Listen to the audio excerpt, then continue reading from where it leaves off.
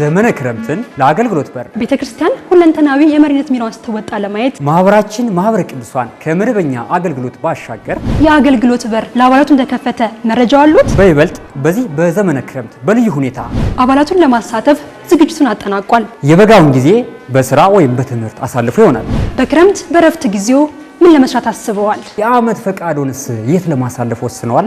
አያስቡ። ማህበረ ቅዱሳን በአገልግሎት በር አገልግሎትን ይዞ ይጠብቆታል። በአካል ተገኝተው ወይንም ባሉበት ሆነው የሚያገለግሉበት አማራጭ ተመቻችቶሎታል። በዚህ አገልግሎት በር ከሁሉም ዘርፍ ለእናንተ የሚሆኑ ተግባራትን ለይተን አዘጋጅተናል። ኑ ለቅድስት ቤተክርስቲያን ሁለንተናዊ እድገት አብረን እናገልግል። ለበለጠ መረጃ በአካል 5 ኪሎ ማህበረ ቅዱሳን ህንፃ አንደኛ ወለል ላይ ወይም በስልክ ቁጥር በኢሜል በቴሌግራም በዋትስአፕ እንዲሁም ለመመዝገብና አገልግሎቶችን ለማግኘት ሊንኩን ይጠቀሙ።